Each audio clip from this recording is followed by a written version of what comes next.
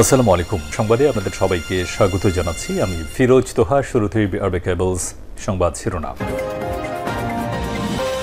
জানিয়ে দেব এই মুহূর্তে হাতে পাওয়া সর্বশেষ গুরুত্বপূর্ণ আপডেট বাংলা সংবাদ। শুরুতেই থাকছে ঢাকা বিশ্ববিদ্যালয় যুবককে পিটিয়ে হত্যা, ছাত্রলীগ নেতা সহ আটক ৪। ঢাকা বিশ্ববিদ্যালয়ের ফজলুল হক মুসলিম হলে চোর সন্দেহে এক যুবককে হত্যার ঘটনায় ৪ শিক্ষার্থীকে আটক করেছে শাহবাগ থানা পুলিশ। বৃহস্পতিবার বিকাল 4:15টায় বিশ্ববিদ্যালয় প্রশাসনের সহায়তায় তাদেরকে আটক করা হয়। এবারে জানাবো হিন্দুস্তান টাইমসের নিবন্ধ, ঢাকা চাইলে হাসিনাকে হস্তান্তর করতে পারে দিল্লি। ব্যাপক গণবিক্ষোভের মুখে পদত্যাগ করে ভারতে আশ্রয় নিয়েছেন বাংলাদেশের সাবেক প্রধানমন্ত্রী শেখ হাসিনা। ১ মাসেরও বেশি সময় ধরে ভারতে অবস্থান করা সাবেক এই প্রধানমন্ত্রীকে দেশে ফিরিয়ে আনার দাবি এখন তুঙ্গে উঠেছে। বাংলাদেশের আন্তর্জাতিক অপরাধ ট্রাইব্যুনালের প্রধান প্রসিকিউটর শেখ হাসিনাকে বাংলাদেশে ফিরিয়ে আনার আইনি প্রক্রিয়া শুরু করেছে বলে জানানোর পর এই দাবিটি সুনির্দিষ্ট আইনি রূপ নিয়েছে। ২০১০ সালে শেখ হাসিনার নেতৃত্বাধীন তৎকালীন সরকার এই ট্রাইব্যুনাল প্রতিষ্ঠা করেছিল। শেখ হাসিনার ট্রাইব্যুনালেই এখন শেখ হাসিনাকে দেশে ফিরিয়ে এনে বিচার করবার প্রচেষ্টা অব্যাহত রেখেছে। প্রিয় দর্শক, তাহলে কি দিল্লি শেখ হাসিনাকে ঢাকার হাতে তুলে দেবে? এ বিষয়ে থাকছে একটি গুরুত্বপূর্ণ নিবন্ধ, সঙ্গে থাকুন। জানাবো দোকান দখল নিয়ে বিএনপির ২ গ্রুপের সংঘর্ষ, আহত অর্ধশতাধিক। নেত্রকোনার কেন্দ্রয় একটি দোকানের জায়গা দখলকে কেন্দ্র করে বিএনপি নেতা জসিমউদ্দিন ভূঁইয়া এবং যুবদল নেতা নাসির খন্দকারের লোকজনের মধ্যে সংঘর্ষের ঘটনা ঘটেছে। বুধবার রাতে এই সংঘর্ষের ঘটনা ঘটে।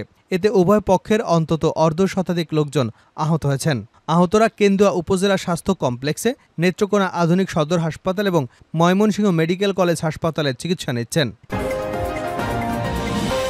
এবারে থাকছে যাদের হাতে রক্ত তারা আবার ক্লাসে বসার সুযোগ পেতে পারে না।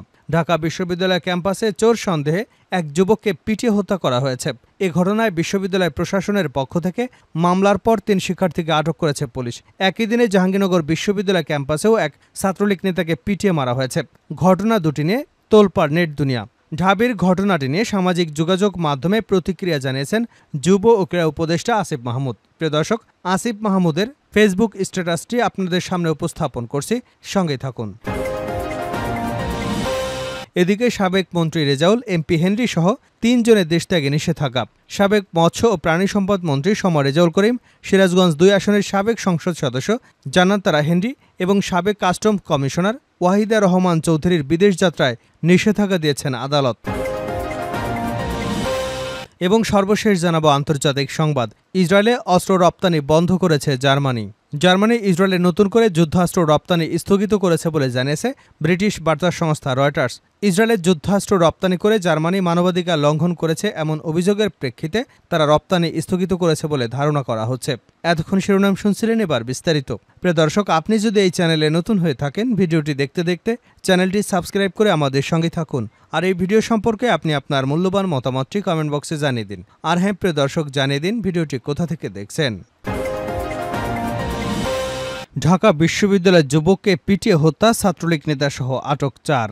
ঢাকা বিশ্ববিদ্যালয়ে ফজলুল হক মুসলিম হলে চোর সন্দেহে এক যুবককে হত্যার ঘটনায় ৪ জন শিক্ষার্থীকে আটক করেছে শাহবাগ থানা পুলিশ। বৃহস্পতিবার বিকেল 4:15টায় বিশ্ববিদ্যালয় প্রশাসনের সহায়তায় তাদের আটক করা হয়।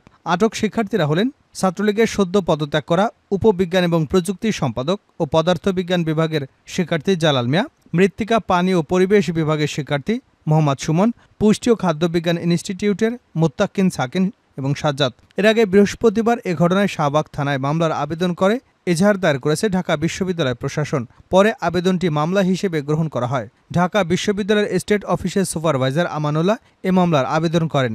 মামলার এজাহারে বলা হয়, গতকাল রাত 8:45টায় ঢাবির ফজলুল হক মুসলিম হলের গেটে সন্দেহজনকভাবে ঘোরাফেরা করতে থাকলে বিশ্ববিদ্যালয়ের কিছু ছাত্র তাকে আটক করেন। পরে হলের মূল ভবনের গেস্টরুমে নিয়ে মোবাইল ফোন চুরি করেছে বলে এলোপাথাড়ি থাপ্পড় ও কিলঘুষি মারেন। পরে ওই যুবক মানসিক রোগী বুঝতে পেরে তাকে ফজলুল হক হল মুসলিম হলের ক্যান্টিনে নিয়ে খাবার খাওয়ানো হয়। এতে আরও বলা হয়, পরবর্তী সময় দক্ষিণ ভবনের গেস্টরুমে নিয়ে জানালার পেছনে হাত বেঁধে স্ট্যাম্প, হকি স্টিক, লাঠি দিয়ে উচ্ছৃঙ্খল কিছু ছাত্র বেধড়ক মারধর করলে তিনি অচেতন হয়ে পড়েন। কয়েকজন শিক্ষার্থী বিষয়টি বিশ্ববিদ্যালয়ের কয়েকজন আবাসিক শিক্ষককে জানালে তারা অচেতন অবস্থায় যুবককে ধরাধরি করে মেডিকেলে নিয়ে যায়।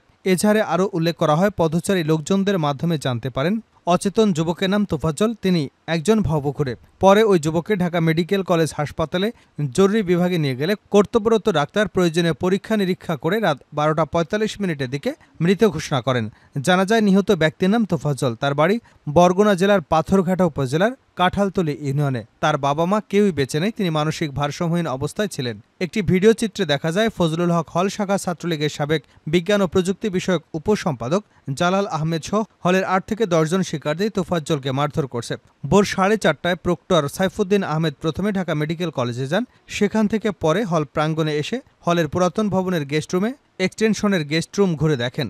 এই দুটি গেস্ট রুমে তোফাজ্জলকে মারা হয়। এ সময় তিনি দুটি রুম সিলগালা করে দেন। শাহবাগ থানার ভারপ্রাপ্ত কর্মকর্তা ওসি মোহাম্মদ খালেদ মনসুর বলেন, হত্যার ঘটনায় এজাহার গ্রহণ করে মামলা রুজু করা হয়েছে। তদন্ত কর্মকর্তা উপপরিদর্শক এএসআই আমিনুল ইসলামকে দায়িত্ব দেওয়া হয়েছে। শিগগিরই জড়িতদের গ্রেপ্তার করে আইনের আওতায় নিয়ে আসা হবে। হিন্দুস্তান টাইমসের নিবন্ধ, ঢাকা চাইলে হাসিনাকে হস্তান্তর করতে পারে দিল্লি। ব্যাপক গণবিক্ষোভের মুখে পদত্যাগ করে ভারতে আশ্রয় নিয়েছেন বাংলাদেশের সাবেক প্রধানমন্ত্রী শেখ হাসিনা। 1 মাসেরও বেশি সময় ধরে ভারতে অবস্থান করা সাবেক এই প্রধানমন্ত্রীকে দেশে ফিরিয়ে আনার দাবি এখন তুঙ্গে উঠেছে। বাংলাদেশের আন্তর্জাতিক অপরাধ ট্রাইব্যুনালের প্রধান প্রসিকিউটর শেখ হাসিনাকে বাংলাদেশে ফিরিয়ে আনার আইনি প্রক্রিয়া শুরু করেছে বলে জানানোর পর এ দাবিটি সুনির্দিষ্ট আইনি রূপ নিয়েছে। 2010 সালে শেখ হাসিনার নেতৃত্বাধীন তৎকালীন সরকার এই ট্রাইব্যুনাল প্রতিষ্ঠা করেছিল। শেখ হাসিনার বিরুদ্ধে আন্তর্জাতিক অপরাধ ট্রাইব্যুনালে গণহত্যা, মানবতা বিরোধী অপরাধের অভিযোগ দায়ের করা হয়েছে। এছাড়াও হত্যা, নির্যাতন, নিপীড়ন থেকে শুরু করে গুমসহ বিভিন্ন ধরনের অভিযোগে সাবেক এই প্রধানমন্ত্রীর বিরুদ্ধে 1.5 শতাধিক মামলা রুজু হয়েছে। এমন পরিস্থিতিতে বাংলাদেশ যদি রাষ্ট্রীয়ভাবে শেখ হাসিনাকে হস্তান্তরের জন্য ভারতের কাছে অনুরোধ জানায়, তখন নয়াদিল্লি আইনি উপায় কি হবে? এ নিয়ে ভারতীয় ইংরেজি দৈনিক হিন্দুস্তান টাইমসে দীর্ঘ এক নিবন্ধ লিখেছে ওপি জিন্দাল গ্লোবাল ইউনিভার্সিটির জিন্দাল গ্লোবাল ল স্কুলের অধ্যাপক প্রভাস রঞ্জন। নিবন্ধে তিনি বলেছেন, ভারতের প্রত্যাবর্তন আইন 1962 ছাড়াও শেখ হাসিনা সরকারের সাথে 2013 সালে স্বাক্ষরিত ভারত বাংলাদেশ প্রত্যাবর্তন চুক্তিও বর্তমানে গুরুত্বপূর্ণ হয়ে উঠেছে। 1962 সালের প্রত্যাবর্তন আইনের 12-2 ধারা ভারত বাংলাদেশের প্রত্যাবর্তন চুক্তির শর্তগুলো শেখ হাসিনাকে বাংলাদেশে প্রত্যাবর্তনের ক্ষেত্রে প্রাসঙ্গিক হয়ে উঠেছে। শেখ হাসিনাকে প্রত্যাবর্তনের জন্য বাংলাদেশ 2013 সালের চুক্তির উপর নির্ভর করতে পারে। চুক্তির 1 নম্বর অনুচ্ছেদে বলা হয়েছে, বাংলাদেশ ও ভারত তাদের ভূখণ্ডে কেবল সেই ব্যক্তির প্রত্যাবর্তন করতে বাধ্য যারা প্রত্যাবর্তনযোগ্য অপরাধ, বাংলাদেশ এবং বাংলাদেশি আইনে আওতায় কমপক্ষে 1 বছরের কারাদণ্ডাদেশ মতো শাস্তিযোগ্য অপরাধ করেছে বা করার দায়ে দোষী সাব্যস্ত হয়েছেন। তবে এই অনুচ্ছেদ সেই ব্যক্তিদের ক্ষেত্রে প্রযোজ্য হবে যাদের বিরুদ্ধে অপরাধের দায়ে অভিযোগ গঠন করা হয়েছে।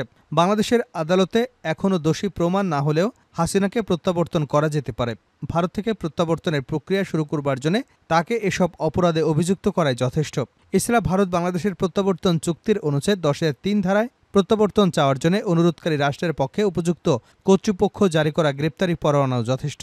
এক্ষেত্রে অনুরোধ জানানো রাষ্ট্রের কাছে সংঘটিত অপরাধের প্রমাণ শেয়ার করবার দরকার নেই। 2016 সালে চুক্তিতে আনা একটি সংশোধনীর কারণে এটি দরকার নেই। তবে মূল চুক্তিতে অনুরোধকারী রাষ্ট্রকে অনুরোধ জানানো দেশের কাছে গ্রেপ্তারি পরোয়ানা সহ অন্যান্য প্রমাণ শেয়ার করার শর্ত ছিল। অভিযুক্তদের প্রত্যাবর্তন ত্বরান্বিত করার জন্য 2016 সালে অপরাধের প্রমাণ শেয়ার করার প্রয়োজনীয়তা বাতিল করা হয়, যে কারণে বাংলাদেশ এ ধরনের অনুরোধ করলে শেখ হাসিনাকে হস্তান্তর করার আইনি বাধ্যবাধকতা রয়েছে ভারতের। তবে ভারত বাংলাদেশে প্রত্যাবর্তন চুক্তির কোনো ব্যক্তিকে প্রত্যাবর্তনের ক্ষেত্রে কিছু ব্যতিক্রম বিধানও রয়েছে।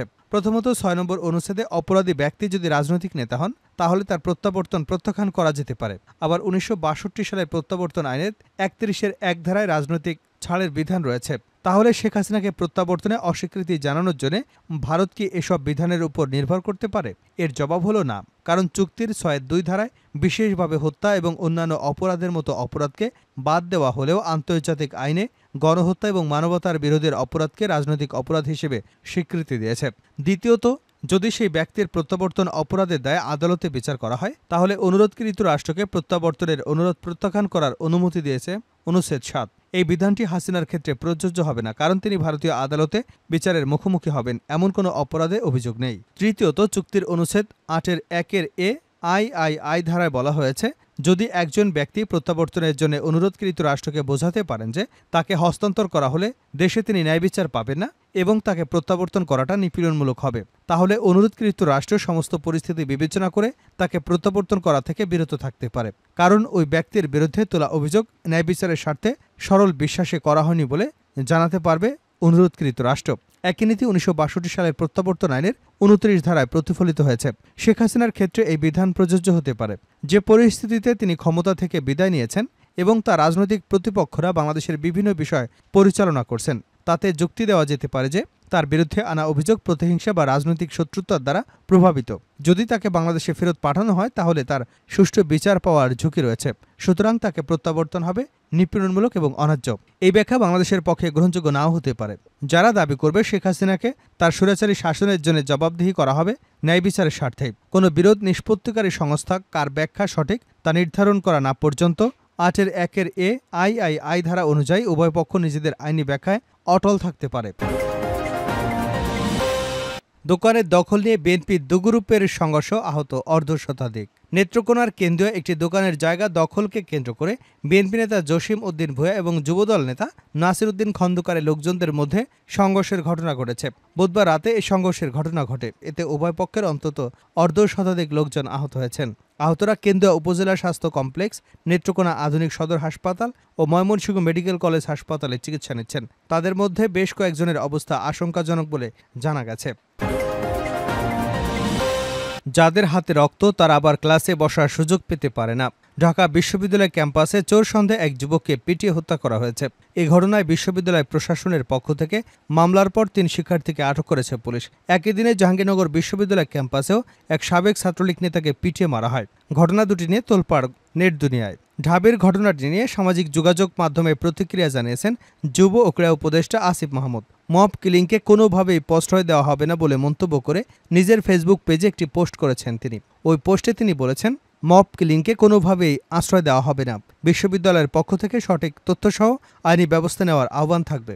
একই সাথে জুলাই গণ অভ্যুত্থানে হামলাকারীদের তথ্য সংগ্রহ করে আন্তর্জাতিক অপরাধ ট্রাইব্যুনালে দেওয়া এবং বিশ্ববিদ্যালয় থেকেও শাস্তি নিশ্চিত করার আহ্বান জানায়। তিনি লিখেছেন, যাদের হাতে রক্ত লেগে আছে তারাই আবার বিশ্ববিদ্যালয়ের ক্লাসে এসে বসার সুযোগ পেতে পারে না।